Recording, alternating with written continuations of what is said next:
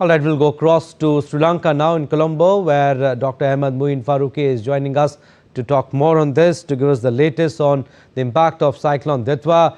Dr. Faruqi, first of all, Prime Minister Modi has assured full assistance to Sri Lanka. And Operation Sagar Bandhu is going on, and India again being the first responder. Tell us, how crucial and central has this mission been to the immediate relief efforts in Sri Lanka? Abhishek, yes, Operation Sagar Bandhu has been a major game changer here, providing assistance at a crucial time to the Sri Lankan authorities. To begin with, we have to understand that Sri Lanka itself doesn't have a disaster response kind of a force, unlike what India has. Given that India has had considerable experience handling disasters in various terrains, may it be flood like landslides or any other kind of a scenario. So that experience has counted immensely. So the NDRF teams which have been deployed in both places, one is the flood-hit areas of Puttalam, Chelau, and various other places in the western and central areas. And on the other side, the Badulla region, which was severely impacted because of landslides. So both places, there are two separate teams who are continuously they're operating, and they are rescuing people on one side. At the same time, they're conducting search and rescue and recovery operations. So these two activities together have been very crucial, providing necessary support to the Sri Lankan authorities and the tri-forces who are already doing the relief and rescue efforts in Sri Lanka. Now, this is one part of it. The second part is that India has also sent several medical equipment which will be useful because, as an island, it has its limited resources. So at this crucial juncture, India sending supplies, which comes as a huge assistance, to utilize it and send it to various parts of the island where it is essentially required. It brings in a sudden, immediate relief to the authorities also, because they are their hands are also tied with regard to availability of supplies, and nothing much was also able to come into Sri Lanka because of the severe air disruptions. In this circumstance, Indian Air Force bringing in the supplies.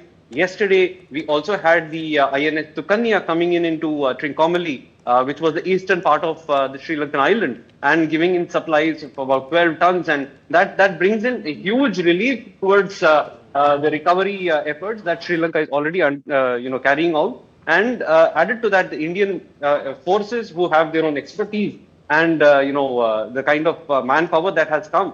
And relentlessly, they are constantly in the ground and they are working hard.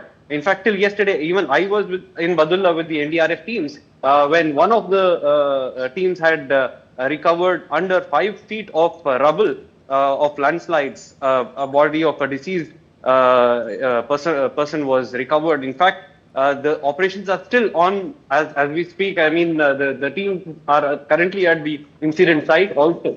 So the activities are going on relentlessly, and this is something which is remarkable as a first responder. India has already shown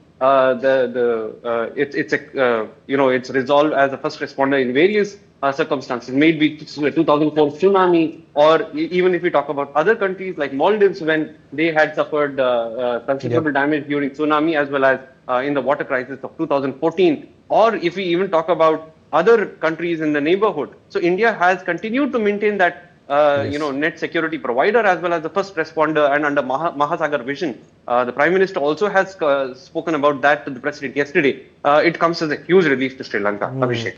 Dr. Faruqi, also, you have told us about the current situation and also about the relief and rescue operations that are going on at full speed. How widespread is the damage, and also tell us about the forecast for the next few days?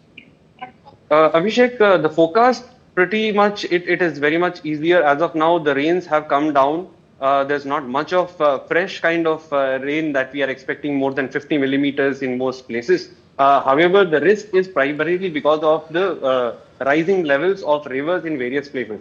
However, although the rivers, especially Kelani and a few other rivers in the central region, they were rising continuously and coming near the danger mark, from where the spillover could be possible into the neighboring areas.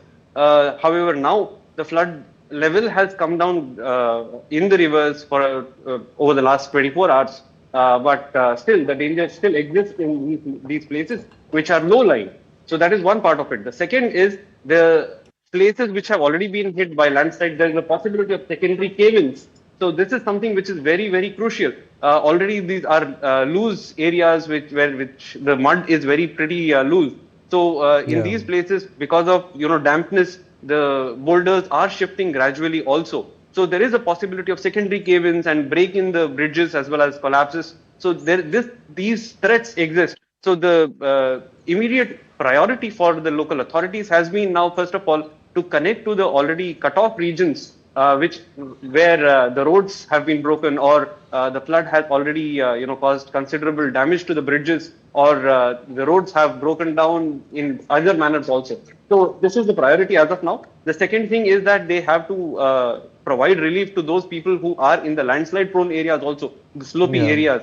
So to provide them sufficient shelter. So there have been a good number of shelter homes that have been established. Volunteers are working around the clock in helping these people as well. All right, rescue operations will take some time. All right, Dr. Farooqui, we'll leave it at that. Thank you for getting us the latest from Colombo.